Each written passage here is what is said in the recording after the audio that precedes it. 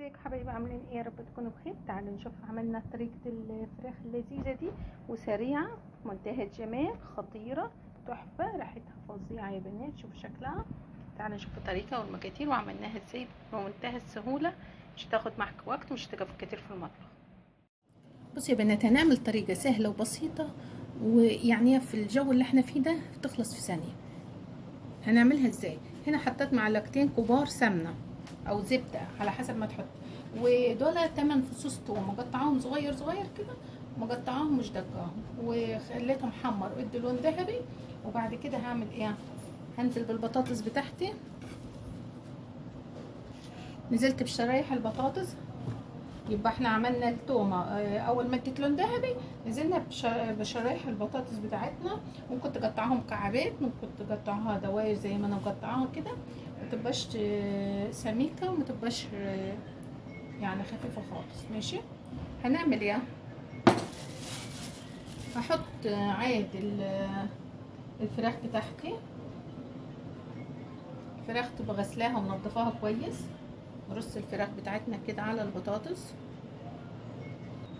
اي بنات، رصيت الفراخ بتاعتي على البطاطس. انا مش بحط غير طبق رقيق بطاطس من تحت، فانتوا عايزين تكتروا كميه البطاطس براحتكم. هعمل ايه؟ ده قرنين فلفل حار، فانا هقطعهم كده قطع كبيره علشان ممكن اشيلهم تاني لما تستوي. عايزين تقطعوهم اصغر من كده براحتكم، ممكن تستغنوا عنهم خالص لو انتوا مش بتحبوا الفلفل الحار. ماشي. هحط ايه تاني؟ هحط نص معلقه صغيره فلفل اسود. الفراخ بتحب الفلفل الاسود خالص. وهحط معلقه او معلقتين صغيرين توابل شوي فراخ.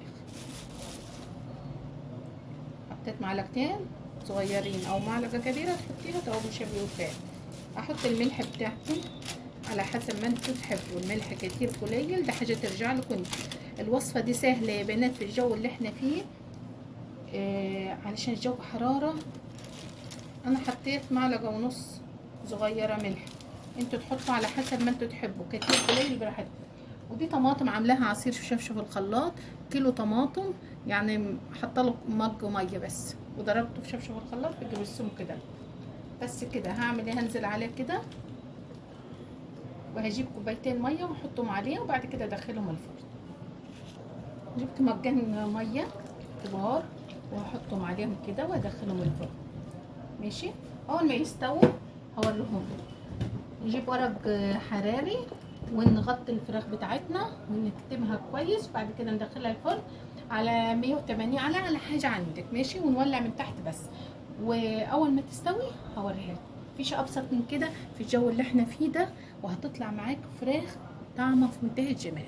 هسيبها في الفرن لغايه ما تستوي خالص، ولو عدت ساعه ورفعت الورق الحراري ودوست على البطاطس او الفراخ لقيتها ما استوتش، تحط ميه تاني، لكن هي هتستوي على كده. هدخلها الفرن وهرجع بعد كده هوريها لكم. اول ما تعدي عليها ساعه في الفرن نحوش ورق الحراري ونسيب وشها يحمر. اهي بنات الفراخ بعد ما طلعت من الفرن، بصوا منتهى الجمال ازاي، شايفين ريحتها تحفه تحفه. انا ولعت شويه من فوق ادت اللون الاحمر ده. ماشي. هي الاضاءه بامانه ظلمه، خطيره وسهله وبسيطه وسريعه، في اي وقت تقدر تعمليها وما تقفيش في المطبخ، في ثانيه كله مع بعضه يخلص بسرعه. اتمنى تجربوا، اتمنى تشتركوا في قناتي على اليوتيوب، واتمنى اكون ضيفه خفيفه عليكم، كنت فدتكم حاجه بسيطه. احلى صينيه فراخ واسهل طريقه تقدروا تعملوها. ويا حبايبي.